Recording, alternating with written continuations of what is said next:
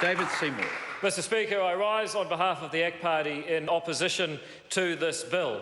And I'd normally like to start by acknowledging the Leader of the Opposition's good motives, or at least acknowledge the motives that he would like people to think he has when he brings a bill such as this to the House. Mr Speaker, it is a parade of faux compassion by bringing a bill that is supposed to help vulnerable children in cold and damp homes, but has none of the mechanisms required to actually do that. And you only have to start to ask a few basic questions of Mr Little's bill to see why that is the case. We might ask Mr Little, does he think that people, particularly people with very limited incomes, do not know what proportion of their income to spend on housing? Are they spending too little on housing and not enough on things such as food, transport, clothing and other necessaries of life? And if he thinks that people have that basic budgeting wrong, then perhaps one thing that would be helpful to them would be to have more income. And that might very well be the answer. But there is nothing in this bill that will increase the incomes of the poorest New Zealanders that he purports to help.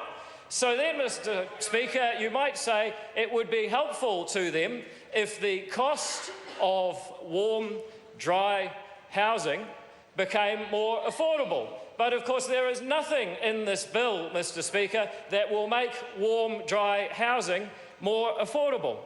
So if it's not going to increase the proportion of people's income they spend on housing, if it's not going to increase the amount of income that people have overall, and if it's not going to make housing more affordable, then who is going to pay the costs involved in increasing the quality of housing, the temperatures, the heating facilities and the amount of insulation that these houses have? And the answer is that Mr Little has no answer, because unfortunately this is a bit of vainglorious political showboating, and all the worse for the folk compassion involved in him bringing this bill to the House. But, Mr Speaker, ultimately it comes down to a confusion between the intentions of the policy and the outcomes. Because everybody in this House actually agrees with the intentions, agrees with the idea that people should have healthier environments in which to live. Everybody understands that there are health problems that come from being cold and being damp. But, Mr Speaker, as I've argued, there is no answer in Mr Little's bill to how that will actually be achieved, other than imposing additional costs on the very people who cannot afford them.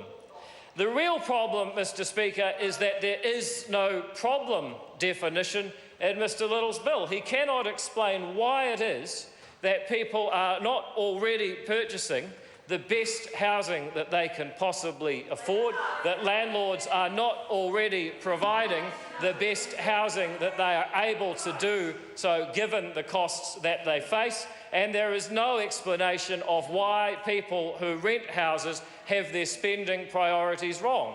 And unless Mr Little can answer those basic questions, then nobody in this House should be voting for this bill. The fact of the matter is, Mr Speaker, that this is a very real problem facing New Zealand. The shortage of housing is a challenge for New Zealanders of all walks of life right across this country. But unfortunately, by bringing a bill that does nothing more than parade faux compassion, offers no real solutions and leaves the very people it intends to help actually worse off, then we end up in a situation where people lose faith in the political class and hopefully faith in the Labor Party for bringing such a poor solution to the House. And I proudly oppose this bill. Thank you, Mr Speaker.